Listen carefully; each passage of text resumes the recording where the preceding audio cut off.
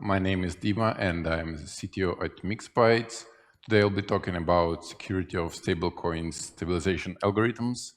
And the main idea of the talk is to show how to check the security of stablecoins and what is the best architecture of stabilization mechanism that exists for now.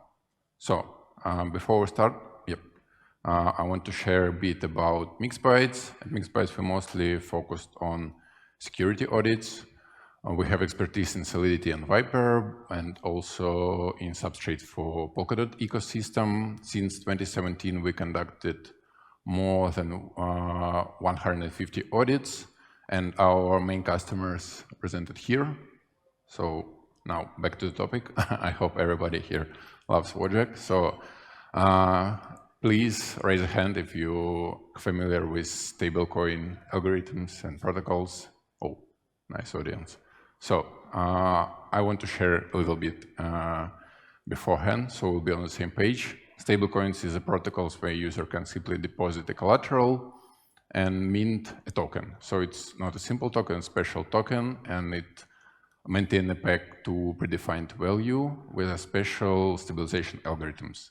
Stabilization algorithms usually works in the way, so if the price drops below the peg, they give an incentive for the market actors to reduce the circulating supply of a stablecoin, and vice versa. Simply speaking, stablecoins is very similar to lending protocols, except they have special stabilization algorithms that allow them to maintain the peg. So before we will be discussing the stabilization mechanisms that exist, I want to talk a little bit about why it's important to think about security of stabilization mechanisms. I'm sure everybody here familiar with Luna crash and how it affected the market. So apart from Luna, there were several stablecoins that also got tracked because their stabilization mechanisms weren't thoroughly checked. So it's always, security research always has to remember that it's important to check stablecoin protocols not only for all the bugs in the code, but also for the security of their stabilization mechanisms. So how to do it? You can either use Vitalik's thought experiment that he discussed in one of his articles. The first thought experiment is the spiral thought experiment. And the main idea of this experiment is to think what will happen with the protocol if all users decide to quit the protocol. For example, what happened with Luna. So, and the second thought experiment is Ponzi thought experiment. The main idea of this experiment is to think about consequences, what will happen with the protocol if stablecoin pegged to the index, which increased by 20% each year. So apart from Vitalik's experiment, it's always good to have high-level model of a stablecoin and test it with some real-world scenarios. I don't know, for example, if collateral price increases by X% and stablecoin price increases or drops by Y%. So the first stablecoin that I will be discussing today is DAI. DAI is the oldest one. So it has two stabilization mechanisms that allow it to maintain the peg. The first is soft peg, and this mechanism I discussed earlier when I was giving like a quick intro to stablecoins. So the main idea is when DAI costs more than $1, it's profitable to mint new DAI via the protocol and sell them on the market.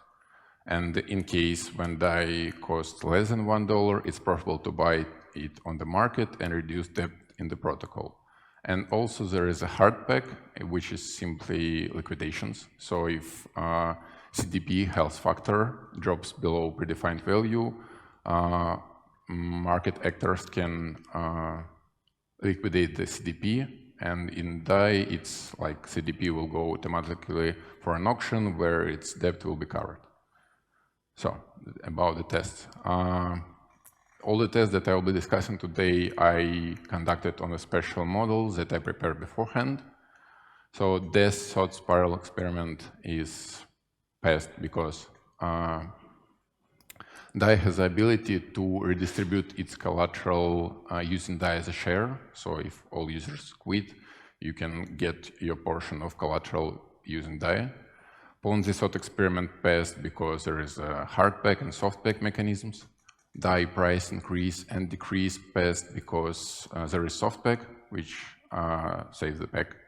Collateral price increase, this experiment actually, it doesn't make sense to over-collateralize stablecoins because if your collateral price increase, it's always good for the protocol. So, and about collateral price decrease, it passed because there is a hard peg and liquidations. The next stablecoin that I was researching was RAI, but turns out RAI is not stablecoin, but rather reflex index. And the main idea of reflex index is not to maintain the peg, but to reduce volatility of its collateral. So how the RAI works? If the price of the RAI, market price of the RAI is greater than redemption price, then its redemption price reducing even more. So it's profitable to actors to mint new RAI and sell it on the market, therefore reduce the price. And for the case when market price is less than redemption price, it's work in the opposite way. The next stablecoin is LUSD, and there is a lot of forks of LUSDs that can attract a lot of values, and it's really good in my opinion, and it has a lot of stabilization mechanisms. One of them, actually all of them, is like stability pool liquidations, position redistribution, token redemptions, and soft peg. Soft peg works like in DAI. Token redemptions is special mechanism that allows actors to buy LUSD on the market and sell it on the protocol, exchange it on the protocol for the collateral, and the price in this exchange will be, the price of LUSD in this exchange will be $1, even on the market it costs less. But the position redistribution and stability pool liquidations is actually about the same, but it's about liquidating. But in stability pool liquidations, there is a special stability pool that has a lot of LUSDs, and this LUSDs is used to liquidate the position. In position redistribution mechanism, LUSD is borrowed from the healthiest CDPs, and it's used to liquidate the riskiest CDPs. So, yeah, all tests passed for LUSD2. The spiral thought experiment, it's passed because there is token redemptions.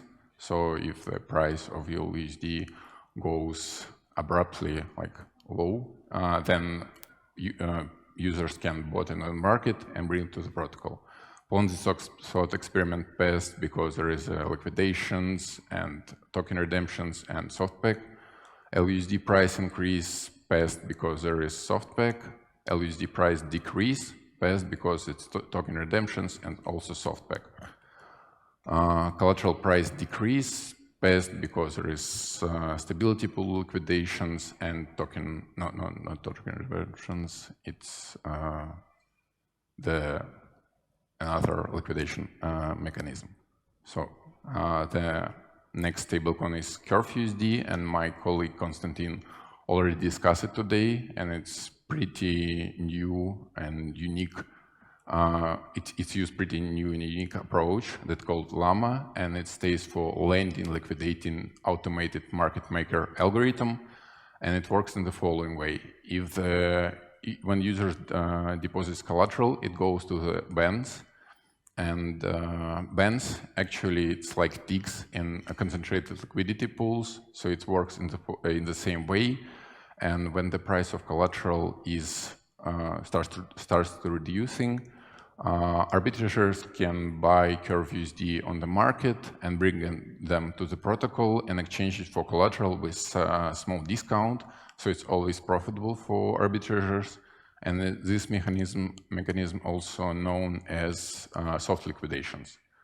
So apart from Llama, Curve has special peg keeper contract that helps it to maintain the peg, and it works when the price of CurveUSD is below $1. Packkeeper can burn some Curve USDs that it minted before when the price of Curve USD was more than $1. And in this case, Packkeeper can mint uncollateralized stablecoins. So all tests for Curve USD, of course, it passed. The spiral thought experiment and Ponzi thought experiment passed because there is Llama that saves the pack. Curve USD price increase and decrease passed because there is a Packkeeper, and collateral price decrease passed because of the Llama also. So what?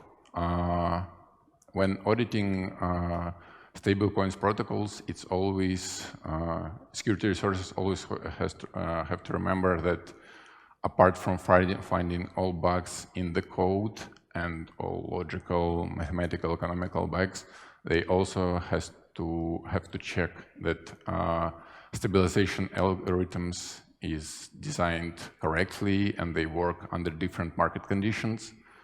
For these purposes, you can use either Vitalik thought experiments or check that protocol gives enough incentivization for cases when the stablecoin price drops or increases, or like the most secure way is to build a high-level model of a stablecoin and to check all like real-world cases with this model. And usually protocols, when they develop a new stablecoin, they have to build these models by themselves. So you can, when you're auditing it, you can just ask for them and try different scenarios by yourself.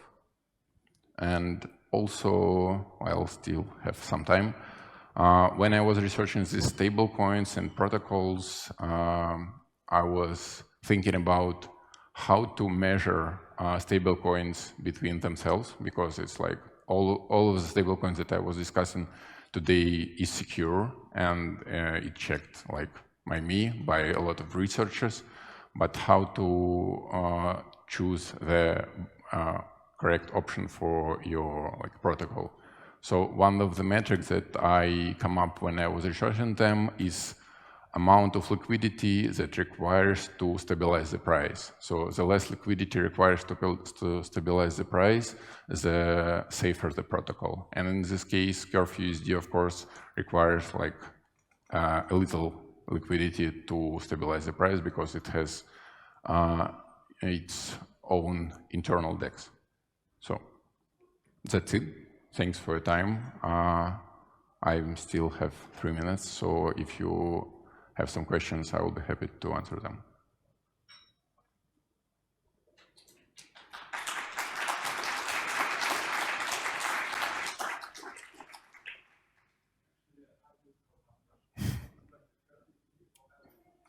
Just a sec, I think they will give you a microphone.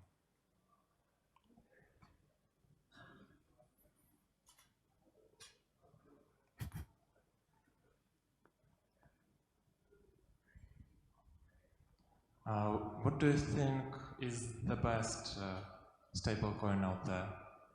For example, is SCURUSD is better than LUSD from security standpoint?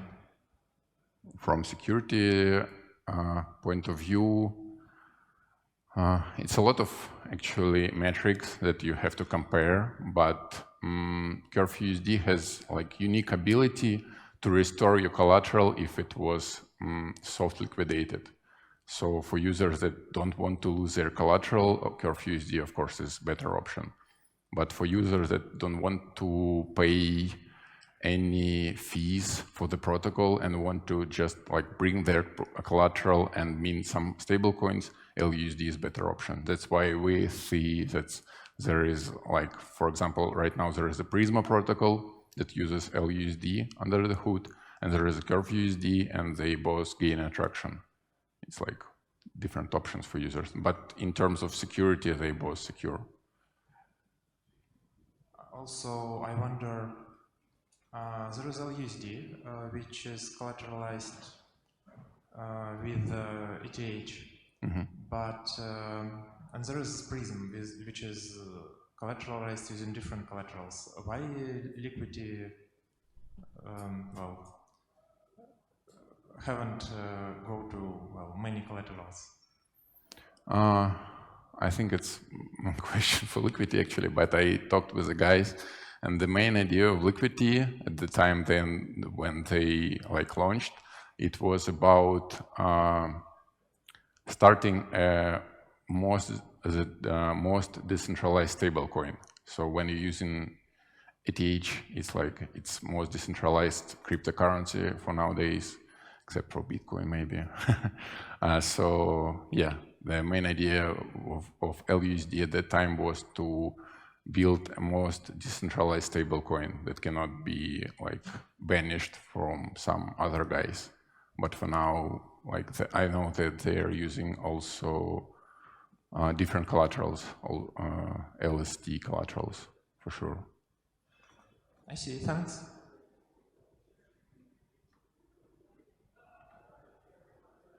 Maybe some more questions? Okay, I will be here, so if you have any questions, I will be happy to answer them. Thanks for your time.